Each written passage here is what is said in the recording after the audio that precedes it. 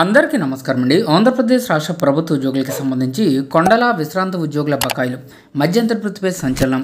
DA, PRC, IR, surrender leaves, DA బిల్స్కి సంబంధించి పూర్తి వివరాలు. సో ఈ వీడియోలో వీటి గురించి పూర్తి వివరాలు అయితే తెలుసుకుందామండి. ముందుగా వీడియోని సపోర్ట్ చేసేవారందరూ కూడా వీడియోను ఒక లైక్ చేసి మీ తోటి ఉద్యోగ మిత్రులకు వీడియోని అయితే షేర్ చేయండి. ఛానల్ని ఫస్ట్ టైం కనుక విజిట్ చేసినట్లయితే తప్పనిసరిగా సబ్స్క్రైబ్ చేసుకుని పక్కన ఉండే బెల్ సింబల్ని యాక్టివేట్ చేసుకోండి. సో విశ్రాంత ఉద్యోగుల బకాయిలు కొండలా పెరిగిపోతున్నాయి. సో ఉమ్మడి కర్నూలు జిల్లాలో 2024 జనవరి నుంచి దాదాపు 1000 మంది ఉద్యోగులు రిటైర్మెంట్ పొందారు. సో ఇక 2024 జనవరి నుంచి జూన్ వరకు పదవీ విరమణ చేసిన ఉద్యోగులకు పెన్షన్ ప్రపోజల్స్ సిద్ధం కావడంలో ఆలస్యం. ఆలోపే ఎన్నికలు కూడా రావడంతో ఆర్థిక ప్రయోజనాలు చెల్లించలేదు. ఇక చంద్రబాబు నేతృత్వంలో కూటమి ప్రభుత్వం ఏర్పడి 10 నెలలు పూర్తయినప్పటికీ ఆర్థిక ప్రయోజనాల విషయంలో నోరెత్తని పరిస్థితి అయితే ఉంది.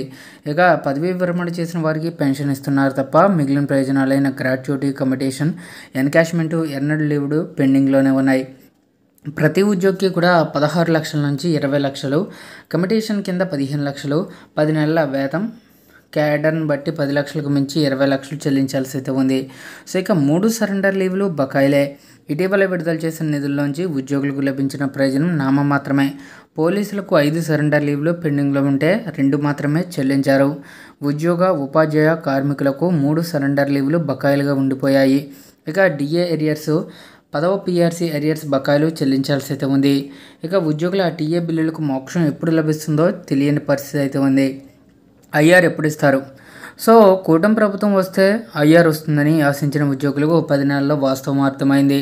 సో మేనిఫెస్టోలో అయితే మనకి 30% మధ్యంతర వృత్తి ప్రకటించారండి. సో ఈ 30% మధ్యంతర వృత్తికి సంబంధించి ప్రభుత్వం ఇప్పటి వరకు ఎటువంటి నిర్ణయము తీసుకోలేదు. ఇక 11వ వేతన సవరణకు 12వ వేతన సవరణకు సంబంధించి వైఎస్ఆర్సీపీ ప్రభుత్వం కమిషన్ ఏర్పాటు చేసింది. ఆ ప్రభుత్వం పడిపోవడంతో దాని ఉనికి కోల్పోయింది. సో ఇక 12వ పిఆర్సీ కమిషన్ ఆలస్యమయ్యే అవకాశం అయితే ఉందండి. సో ఈలోగా మధ్యంతర వృత్తి ఇవ్వాలని చెప్పేసి అంటున్నారు, ఇస్తారు కూడా. ఇక పిఆర్సీ కమిషన్ లేకపోతే ఐఆర్ ఊసే కరువైంది. కూటమి ప్రభుత్వం ఏర్పాటైన తర్వాత 3 డిఏలు పెండింగ్లోనే ఉండిపోయాయి. వీటిని ఎప్పుడు ఇస్తారనేది ప్రశ్నార్థకం. ఇక డిఏల పరిస్థితి చూసుకున్నట్లయితే 2024 జనవరి, జూలై డిఏలు పెండింగ్లో ఉన్నాయండి. ఇక 2025 జనవరి డిఏ పెండింగ్లో ఉన్నాయి. సో ఇవన్నీ క్యాలిక్యులేట్ చేసుకున్నట్లయితే సుమారుగా నియర్లీ 10% బకాయిగా ఉన్నాయి. కేంద్ర ప్రభుత్వం ఇటీవలే 2025 జనవరి డిఏకి సంబంధించి 2%ని హైక్ చేయడం జరిగింది. సో తద్వారా వారికి జీతాలు బాగా పెరిగాయి. అదేవిధంగా ఆంధ్రప్రదేశ్ ఉద్యోగులకు సంబంధించి కూడా డిఏ బకాయిలను త్వరగా ఇవ్వాలి. Thank you.